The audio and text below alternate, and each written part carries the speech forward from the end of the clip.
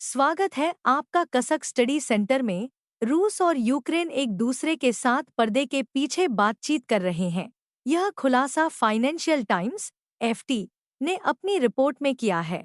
Report में अनाम लोगों का हवाला देते हुए बताया गया है कि दोनों देश एक दूसरे की ऊर्जा सुविधाओं पर हवाई हमलों को रोकने के बारे में बातचीत कर रहे हैं। हालांकि यह बातचीत अभी शुरुआती चरण में है।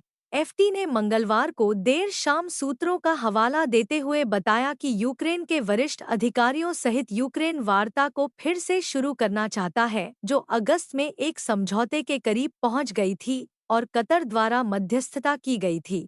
कुर्स्क में घुसपैठ के बाद रुक गई थी वार्ता।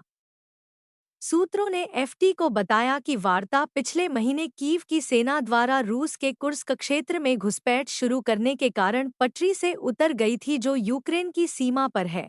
एफटी ने एक राजनयिक का हवाला देते हुए कहा कि संभावित रूप से कुछ फिर से शुरू करने के बारे में बहुत शुरुआती बातचीत है। सूत्र ने बताया, अब ऊर्जा सुविधाओं पर बातचीत चल रही है।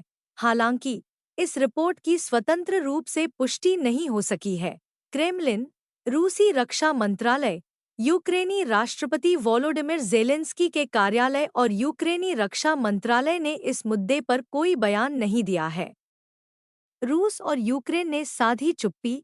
एफटी ने अपनी रिपोर्ट में कहा कि क्रेमलिन ने टिप्पणी करने से इनकार कर दिया है और ज़ेलेंस्की के कार्यालय ने टिप्पणी के लिए उसके अनुरोधों का जवाब नहीं दिया है। 2022 में मॉस्को द्वारा अपने छोटे पड़ोसी देश पर पूर्ण पैमाने पर आक्रमण के बाद से ऊर्जा संरचनाओं पर रूसी हमलों के कारण यूक्रेन की बिजली क्षमता का एक बड़ा हिस्सा नष्ट हो गया है या फिर काम करना बंद कर चुका है। इससे यूक्रेन को अपनी परमाणु ऊर्जा फैसिलिटी और यूरोप से ऊर्जा के आयात पर निर्भर रहना पड़ रहा है।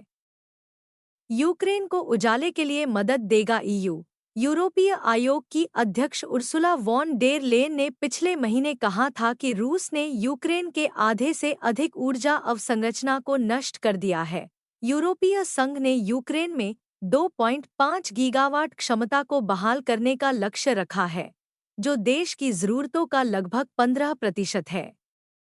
उर्सुला ने यह भी बताया कि यूरोपीय संघ यूक्रेन की ऊर्जा अवसंरचनाओं की मरम्मत के लिए एक बड़ा पैकेज देने की तैयारी कर रहा है। दोनों देश चाहते हैं ऊर्जा संयंत्रों की सुरक्षा। युद्ध की शुरुआत में यूक्रेन के पास कोई शक्तिशाली लंबी दूरी के हथियार नहीं थे, लेकिन तब से उसने लंबी दूरी के हमलावर ड्रोन विकसित किए हैं और उनका इस्तेमाल रूस के अंदर गहरे लक्ष्यों को निशाना बनाने के लिए किया है, जिसमें तेल रिफाइनरियां से लेकर बिजली संयंत्र और सैन्य हवाई क्षेत्र शामिल हैं। अक्टूबर की शुरुआत में ज़ेलेंस्की ने एफटी को बताया कि ऊर्जा सुविधाओं की सुरक्षा के लिए एक समझौता व्यापक शांति वार्ता में शामिल होने की रूसी इच्छा का संकेत हो सकता है। मॉस्को का कहना है कि वह शांति चाहता है, लेकिन उसने ऐसी शर्तें रखी हैं जिन्हें कीव अस्वीकार्य मानता है।